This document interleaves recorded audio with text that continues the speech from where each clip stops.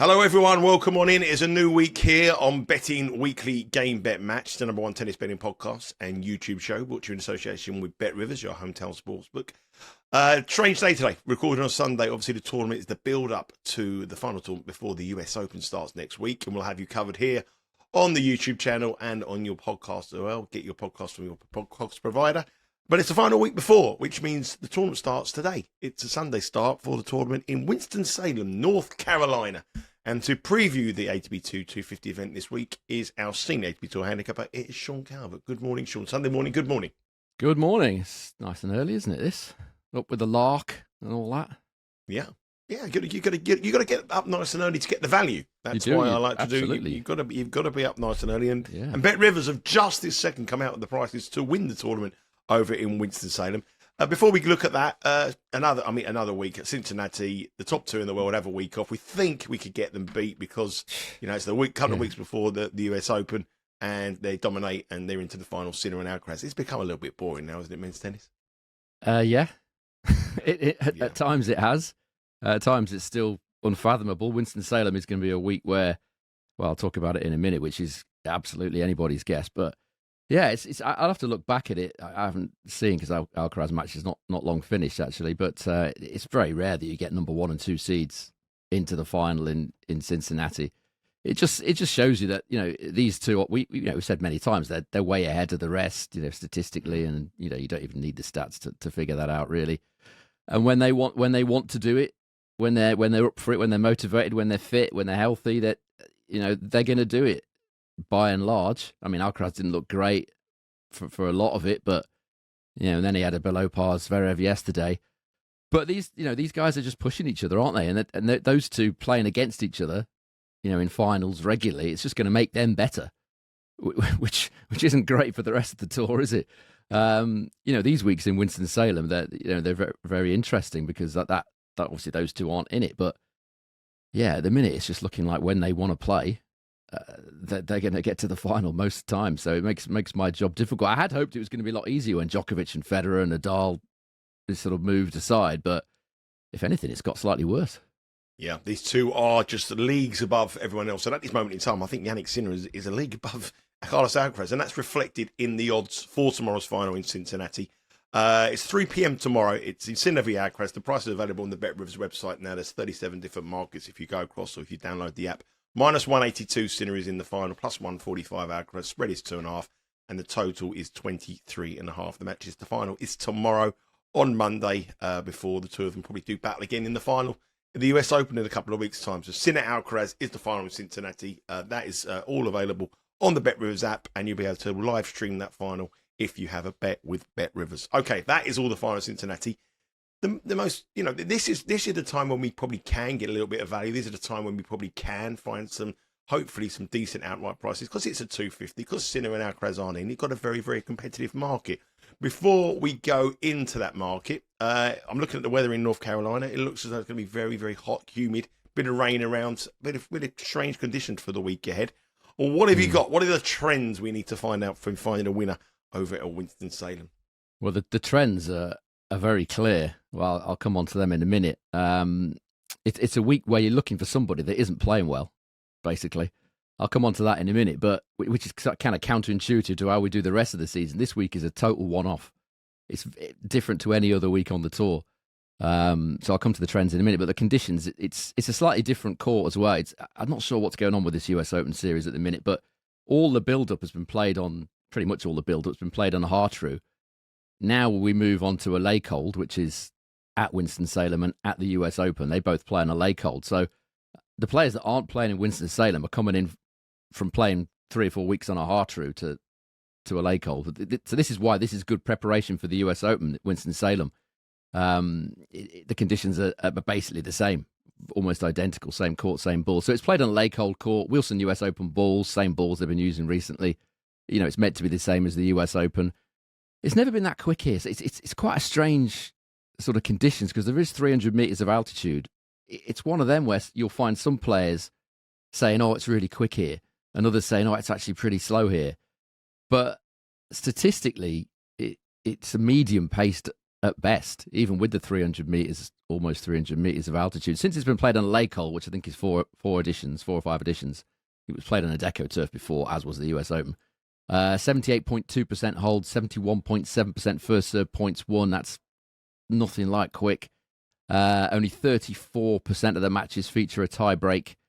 Again, these stats are suggesting it isn't quick. 55% of the matches went under 22.5 games since it's been on a lake hold. Set one over 10.5 games, just 31%. That's kind of about average, really. And this is where it gets slightly interesting. Underdogs, or very interesting, underdogs, 36% have won in the last 11 editions. But, unfortunately for us, for this particular show, the best rounds by far are the quarterfinal, semi-finals, and the finals, which suggests that the big names that have got to the later stages of this tournament have basically had enough. They've had their 3 or 4 matches on this surface, and they want to go to the US Open. And you can't really blame them, because the winner of this tournament, the Winston-Salem Open, gets only slightly more, like a few thousand more dollars, than a loser in the first round of the US Open. Such is the prize money at these majors now. US Open first round loser, just over $100,000 for losing in the first round, which is about $5,000, as I say, less than you'll get for winning this tournament. So, if someone says to you, you can play one match for $100,000 or play 5 or 6 in extreme heat, what are you gonna choose? So the underdog P&L is actually down about $200 in the last 9 editions if you bet every underdog in the tournament for $10. So there are quite a few underdog winners, but they're not always the best prices. Some of these are very tightly priced, so you get slight underdogs. As far as the weather's concerned, Sunday to Wednesday, as you said, looks pretty hot, between 30 and 33 degrees. The rest of the week is a bit cooler, 26, 27, with rain possible. Now, this is where it gets interesting. Trends. As I've said, the winner of this tournament only gets slightly more than a round one loser in the US Open, so a lot of players aren't going to risk it. But you've got to look for players here who did little or nothing in Cincinnati. I've got a big list here of the winners and runners-up and how they've got on in Cincy. I can't read them all out because we'll be here all day. But the short version is no Winston-Salem winner or runner-up has been past the last 32 the week before in Cincy since 2015, when Kevin Anderson got to the last 16 and then ended up winning Cincinnati. So no one in the last 10 years has been past the last 32 at Cincinnati. All of the last 8 champions of Winston-Salem didn't win a single match in the main draw of Cincinnati the week prior. A lot of them didn't even play. As you would expect from what I've just said, only 2 number 1 seeds have ever made the final here, and none since 2019. And the last 6 winners have been priced between 16-1 and 60-1. And only 1 qualifier has ever made the final here, which was Pierre Hugues Herbert in 2015. If we look at the previous winners here, as you can see from the list of them, there's a mixed bag. Some big servers, some not so big servers. Lorenzo Sonego won the tournament last year. Sebastian Baez shocked everyone in 2023. Manarino won in 2022. Ivashka 2021. And Hurkacz in 2019. Let's have a look how the bracket works. There are 16 seeds in this tournament, in this 250, and all the seeded players are through to round number 2. And the unseeded players play for the right to play the seeded player in the second round. If the tournament went to seedings, the number 1 seed here is Stefanos Tsitsipas, who's dropped down to, I think, just inside the top 32 in the world, which is a massive fall from grace for the Greek there. But he's in this tournament. He's the number 1 seed. So Tsitsipas is the number 1 seed. He should play Arnaldi in the quarterfinals if it went to seedings. Gabriel Diallo will play Muller, the number 8 seed, Alexandra Muller. That's the top half of the draw. Bottom half of the draw, Nuno Borges will play against Darderi. Lorenzo Sonego will face Talon Griekspoor. But there are some decent opponents along the way and some potential banana skins there. Looking at the draw, I would probably, from my first glance, Sean's given it a lot more look than me, I would turn around and say the top half is probably a little bit more difficult than the bottom half, especially Q3. Q3 looks quite a weak quarter. The value for me looks in that bottom half of the draw. These are the outright prices with Bet Rivers. As you can see from the graphic, it's not like what we've seen recently with Alcaraz and Sinner dominating at the top 2. This is a very, very competitive field. Stefanos Tsitsipas is the favourite, the number 1 seed, 7, probably on reputation more than anything else. Talon Greek Sport is plus 750. Gabriel Diallo 8. Hamad Medjedovic, who played well last week, is 11. Lorenzo Sonego 12 and Petri Perigard 13. Matteo Arnaldi 15. Nuno Borges 15. Sebastian Corda making a return from injury 18 and 20-1. Bar those with Darderi and Muller at 20-1. Looking at the draw, Sean, what have you got? Where are we edging? I think that Q3 looks weak. I don't know if that sort of caught your attention there, but Q3 does certainly look a bit weak. But what do you think of this bracket? I think you could pick, excuse me, 1 or 2 out of about 25 to win this tournament. And it's virtually impossible. I've come up with a couple that I'm going to take, but honestly, my shortlist wasn't that short. As I've said, you've got to go for players that have done nothing, very, very little in Cincinnati the week before, that the trends are pretty strong. But unfortunately, the trends apply to almost half of this field. I think over 20 players, I think, fitted the trends. I certainly wouldn't be looking at the favourites. That's the first thing to say. Tsitsipas, I cannot see him winning this tournament. A, the way he's playing. B, is he going to want to? He's got quarter-final or semi-final loser written all over him if he gets that far. You know, the top seeds don't generally want to win this tournament. That sounds silly, but they're not that bothered. Tsitsipas, I can't see it. If he wins 2 or 3 matches, he's probably going to think, yeah, I'm feeling all right now. I'll be off to the US Open, because it's such a short turnaround. And it's hot here. Tsitsipas, no. Greek Sport's not in any sort of form at all. It's not to say that's actually probably quite a good thing coming into Winston-Salem, but he's too short for me. Diallo, yeah, possibly. Medjedovic, I cannot see in this heat. You know, I'll talk about him in a minute. Sonego's still playing in Cincinnati. He's got to play the doubles final today. I presume it's today. It must be today. So then he's got to get over to Winston-Salem. Obviously, he won it last year, but very, very rarely do you get back-to-back winners here. Very few. I think John Isner might have done it many, many years ago, off the top of my head, but certainly in recent years, no one's won this tournament twice in a row. Petri Pericard, I would suggest it's probably not quick enough for him. And then you're into the big price. I certainly wouldn't be looking at anybody in that left column as I'm looking at it here. That's for sure. I'm taking, as I said, I could give you probably a dozen here that I think have got a decent chance. Narrowing it down to 2 is what I've done, because I think in years gone by, I've been so excited about the prices of the winners of this tournament. I've gone for like 3 or 4, you know, and some of them, 2 or 3 of them ended up losing in the first round.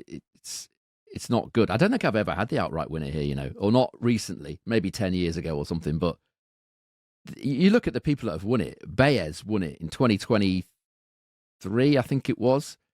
He came into this tournament, he'd lost 20 of his previous 22 matches on hard courts, and he won the tournament. You know, Sonego came in here with no form. But it's players that you want to look at, players that aren't playing well. It's kind of counterintuitive, but that's kind of what you've got to think about. The players that are capable of making the latter stages, but aren't playing well at the minute for whatever reason, injuries or whatever. So in the top half of the draw, and I'm actually scared to say this now, I'm taking David Goffin at 55-1. His record here is superb. You know, you've got to look for players who you think are going to want to go the full distance. Goffin is one of those. He's coming in terrible form, which weirdly is a plus for Winston-Salem. He's won 16 of his 21 matches here, Goffin. Service points won and return points won, total of 107 in all matches. Some of them were qualies, 103 in the main draw. So he's a player that comes here happy to be here, wants to be here, wants to play matches. Semi-finals last year, came in with not particularly good form either, then ended up making the semi-finals. Round 1 loser in Cincinnati, which is perfect for the trends. It also means he would have got here nice and early. And he should be getting, you know, players get good feelings when they come back to a tournament they've done so well at. Form is awful, but as I've said, it means virtually nothing this week. So yeah, it's a punt. But whoever you bet this week, it's a punt, because you're thinking, is he going to be trying? Is he not going to be trying? It's a real difficult one. So Goffin is for me, but the price 55-1 with Bet Rivers. Goffin each way. That is my bet in the top half of the draw. In the bottom half, as you said, it looks pretty open. I don't fancy Borges particularly. Corda's coming back from injury. He's not played since the French Open. I think he had a stress fracture of the shin. Kekmanovic is all over the place at the minute. Doesn't like this swing anyway. Keeps moaning about the US Open balls. He says it's boring playing with the US Open balls. Pretty poor record in this part of the world. Darder, he's played a ton of tennis. You wouldn't have thought he'd want to go that deep. As I say, Sonego's still in Cincinnati at the minute. So yeah, it looks wide open, this bottom half of the draw. I am taking here a 60-1 shot, which is Sebastian Offner, 60-1. He's a player that I think will want to go deep this week. Excuse me, early morning voice. He's using a protected ranking, which is always a good sign. It's a sign that a player probably wants to go deep in the tournament, because you can't use protected rankings that often. You only get so many of them. Usually means you're trying if you've got a protected ranking. And he's more than capable of making finals at this level. He's made one final at 250 level before, which was in Mallorca in the heat. So he can make finals in the heat. He's made 5 semi-finals at this level, 3 on hard and the 1 on grass, obviously in Mallorca. One of which was Hong Kong in very similar conditions to this, hot, humid, outdoor hard last year. So he's a proven, a guy that is proven to go deep in these conditions. His draw's pretty decent. I mean, he really should be beating Capriva in the first round in these conditions. Then he would have Korda, who, as I said, has not played since the French, and often beat him at the French, actually, in straight sets in 2023. Also lost in round 1 of Cincinnati, which is great for the trends. So yeah, you could literally pick probably a dozen that you think would have a real chance here, and narrowing it down to just 2 is what I'm doing here, because as I say, you can go mad with this and end up back in 5 or 6 and it all goes wrong. So yeah, those 2 for me, Goffin and Offner. I don't think I've ever been on a show with you where you turn around and said he's playing absolutely rubbish. He's in out form, perfect for the trends, absolutely perfect. He's showed no form in the last 6 matches. So no form in the last 6 matches. He's got beaten every game, but perfect. He's the guy I want to be with. Strange tournament, strange times in the men's tennis. The player I like, and you've mentioned there, and I think he's going to be motivated. I mean, if he's fit, Sebastian Korda should be not far favoured to win this tournament. 18-1 could be if he's fit. Yeah, but I mean, he's going to be one player that wants to play a bit of tennis. Oh, yeah. He hasn't played since the French Open. I think if he is fit here, it could be a market rebase. He could be a fit Sebastian Korda would be a 5-1 favourite to win this tournament. So I might have a little bit of the Seeley wager on Korda here at a big price. Yeah, I mean, he's a fabulous player, no doubt, but he doesn't win enough tournaments for my liking. Even when he is fit, there's always a problem. He's one of them. It's just mentally for me. You know, how many times have we backed Korda on this show? Not this year, but in previous years. You know, and he's looked $1 million. Remember when we were at Queens last year or the year before? Yeah, we bet him. He almost beat Alcaraz, didn't he, at Queens 1 year? Didn't he play Alcaraz at Queens? He did play Alcaraz. He got beat, I think, because he cruised through the first 2 or 3 rounds, and that's Korda. When he's playing great, it looks really, really good, and you think this is a major winner, or this is a Masters 1000 winner, and the next match he'll just turn up and he'll be awful, and then the wrist will be going, and there'll be a problem, and yeah, that's my worry with him. But yeah, I certainly won't back him, as you said, at 5-1, but 18-1. Yeah, it's interesting. Frankly, I hope he loses to Sebastian. Well, I know he's up against your man. Well, I'm going to bet them both. Then I don't care who gets through to the. I'm going to bet them both. So there's our picks. Offner and we've got David Goffin. I would never thought in the year 2025 we'd be picking David Goffin to win the tournament. No, as Sean says, it is Winston-Salem. There are 3 matches that Sean wants to talk about, got a little bit of an angle in. And our first match, Medjedovic against Artur Rinderknech, is this evening. So you're going to have to head across to the Bet Rivers website to get this bet on, or any advice that Sean says. That is at 4:10 this evening. I'm not sure those odds are right. Sorry, mate. Well, I think it's let's have a look. We'll come on to the odds. -770. The odds, we'll change that in a minute. But plus 170, the price should be Artur Rinderknech. Hamad Medjedovic is the minus money favourite. He is minus 215 now. So minus 215, Hamad Medjedovic. Plus 170, Artur Rinderknech. Spread is 3.5, and total here is 22.5. I'll be having a word with producer John after this show. But there are the prices. A heavy favourite, Medjedovic. If you look at the head-to-head record between the two of them, there isn't one. But their recent form is more or less identical. You look at their form, exactly the same. They've both gone through the first couple of rounds in Cincinnati. They both got beat in the third round. Alcaraz beat Medjedovic. Medjedovic played well in that match.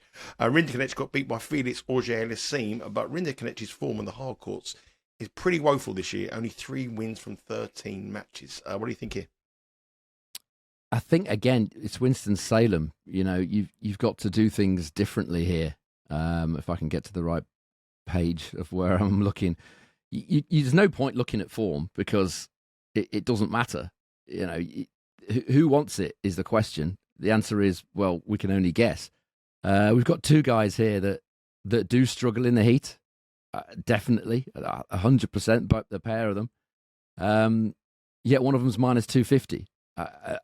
I don't get it. Maybe if this was being played in sort of ambient conditions, I don't think even then I would have Medjedovic this short. Certainly not the week before a major, and certainly not on a day that's going to be 33, 34 degrees. I know they're playing slightly later in the day, like 5 p.m. I think this one's on local time, but it's still hot, still humid. Both had issues in Cincy. Rinderknech fainted, which is why he's the price he is, I should imagine, because there's no other reason. But Medjedovic, it's been overlooked clearly by the layers here. He had the doctor out very early on against Carlos Alcaraz. I think it was after 6 games. He had the doctor out. He had his head in the ice bucket pretty much the whole match. Obviously not while he was playing, but on the changeovers. So they both had similar issues before as well. Medjedovic, as I've said many times, he doesn't look fit enough to me. Doesn't like, even Alcaraz said, this guy doesn't like running from side to side. And he's one of those players, again, that catches the eye. Big serve, big forehand, huge power. It's very appealing. It's very easy on the eye. But when it comes back and he has to run from side to side in very, very hot weather, that's a problem for him. As I said, it's going to be 34 today. So we're going to see who copes better on the day. It's a leveler for me, this heat. I mean, prior to the fainting incident, Rinderknech looked in the best form he's looked in for a while. Beat Nuno Borges in straight sets, then beat Casper Ruud from a set down. Then he played a set 1 tiebreak against Felix, and then he fainted on the court because of the heat in the second set. So that very, very recent form has been slightly overlooked. I mean, Medjedovic played well as well. He beat Kovacevic and Griekspoor in Cincy as well. Stats-wise, there's a slight advantage for Medjedovic. Not big enough to make him that price. This price has moved, actually, since last night. Rinderknech is bigger than that. But Medjedovic hasn't played much on outdoor hard at main levels. Only played 6 matches, won 3, lost 3. Service points won and return points won, total of 99.6. It's all right. It's pretty good. It's not fabulous. Rinderknech 97.4. Slightly less. I mean, Medjedovic is the right favourite, sure, but minus 250. I think in the conditions that they're playing in, it's going to come down to a few things: conditioning and desire. Medjedovic, the jury's out for me. For him when it gets in these conditions. And Rinderknech, you would think, ahead of the US Open, is going to want to prove that he can handle it after the fainting incident against Felix. I don't think that's going to happen again. So I'm happy to take a chance on Rinderknech at, I think he's plus 170, I think he is, isn't he? Yeah. Given the price on Rinderknech, I think, unless it's changed in the last 2 minutes. He is, 2.7, yeah. Plus 170. So there it is. Artur Rinderknech is our bet. That match does start this afternoon, 4 o'clock Eastern time. So make sure you get across to the BetRiz website and get on that bet. We might as well stick with today's action because we've got another bet that is going to be today. It's David Goffin up against Pedro Martinez. Very difficult to split these two, but Bet Rivers can't split the two of them. Minus 112 the pair with the total here at 22.5. Judging by our outright pick, I'm guessing we are going with the Belgium here again. I mean, it'd be a bit odd to tip someone up, David Goffin at 55-1 and go Pedro Martinez, a great bet at minus 112. But if you look at Martinez is not in good form at all. Only 3 wins from 11 matches on the hard this year, and only 1 win from his last 6 matches, which was in the first round of Cincinnati. Saying that, though, Goffin comes into this tournament in a bad run of form. Only 1 win in his last 10, which was in Gstaad back in July. So 2 players out of form, but we know this is Winston-Salem. We're carrying a 55-1 voucher on Goffin to win it, and I'm sure we're going all in the minus 112 on the first round matches.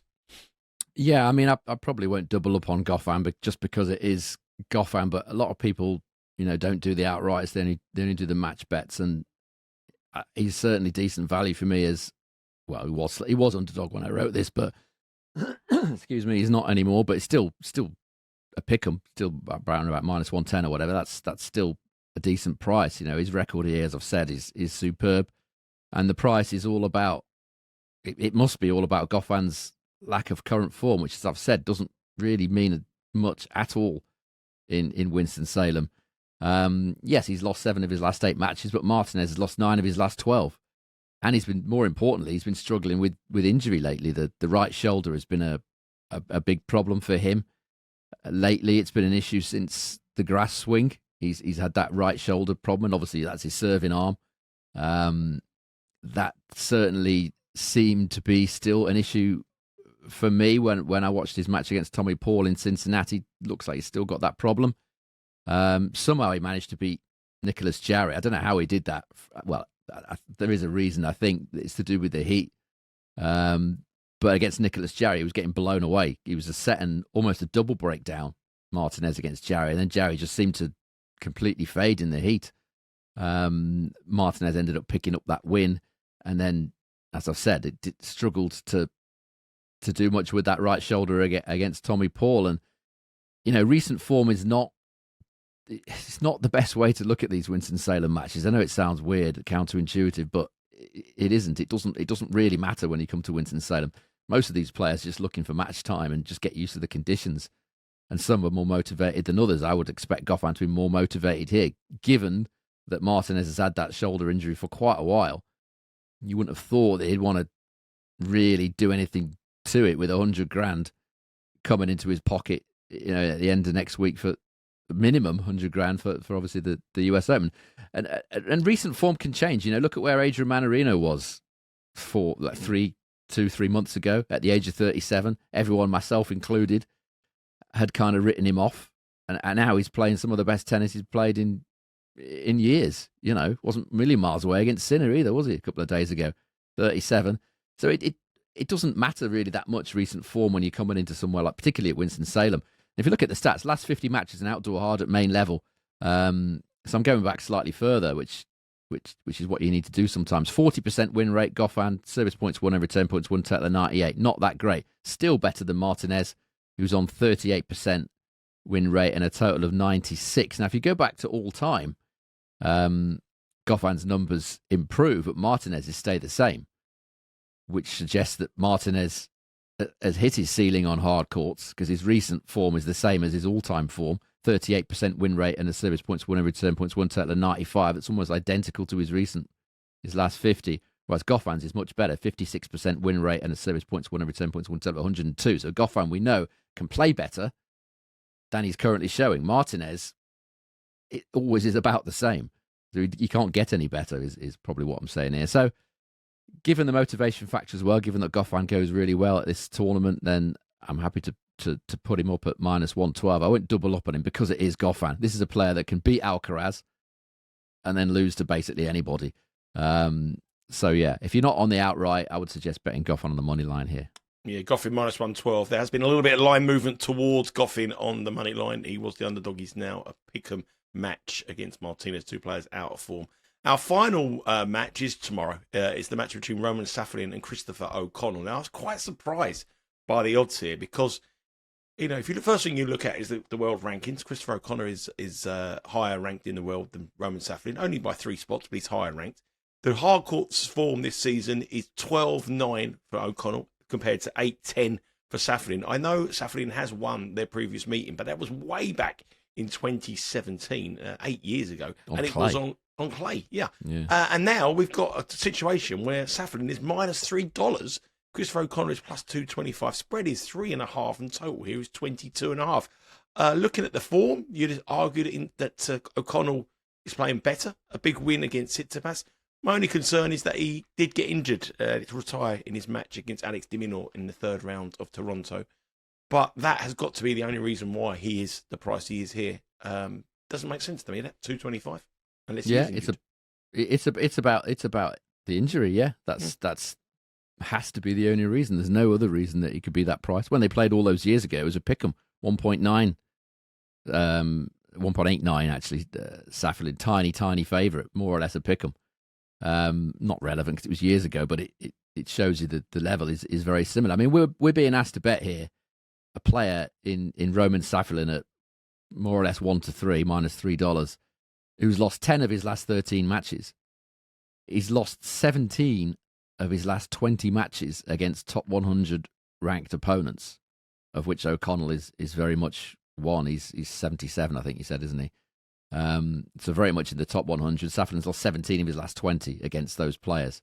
All right, some of them were probably 2, 3, 5, 8, 10 in the world, but some of them were also 96 or whatever. So it's at the start of it, you're looking at it and thinking that's like you. I think it's a horrible price, and it's pretty much all of this is due to the oblique injury that O'Connell picked up in Canada, and he hasn't played since. But that was quite a while ago now, several weeks ago, and his last match was a win over Stefanos Tsitsipas. So he's not coming here in bad form, which Safiullin is. He's just coming in here with a question mark over the fitness. Safiullin does have better stats on outdoor hard in their last 50 main main level matches, but not by much at all. And so often he, as I've found out to my cost on a few occasions, so often Safiullin loses matches that he's been the better player in. You know, at the business end of matches, he's so shaky, and he's actually only won 6 of his last 22 main level matches that have gone to a deciding set. So often loses in sort of very like 7-5, 7-6 in the final set because his bottle goes. And in those last 50 main level matches that I mentioned on outdoor hard, Safiullin has better stats in terms of service points won and return points won totals, but not by much, by the way, but still better. But their win rates are exactly the same. Both won 48%. So it suggests, and that tallies with what you're seeing, that Safiullin is playing well, but not getting over the line. And that happens so often with him, whereas O'Connell's getting the results, even though arguably he's not playing quite as well. Which is, you'd rather have that, wouldn't you? You'd rather have the wins despite not playing well and playing great and losing. So the other thing to mention about Safiullin, and this is something else that cost me with Safiullin, he's lost 2 of his 3 career matches in Winston-Salem. One of which I remember as clear as day was when he was minus 770 chance, 1.13 in decimal against Juan Manuel Cerundolo.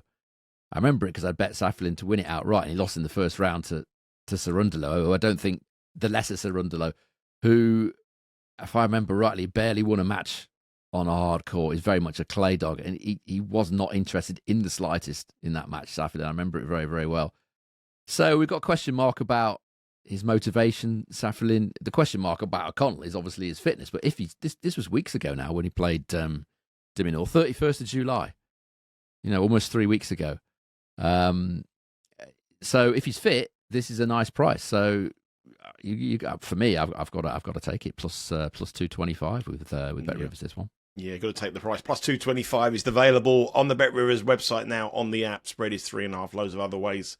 Loads of different markets to get with Christopher O'Connell, but that is definitely a match that should be a little bit closer than the betting suggests. Our overall picks this season on the show are winning 14.88 units, heading into what is going to be the busiest 2 weeks of the channel of the year.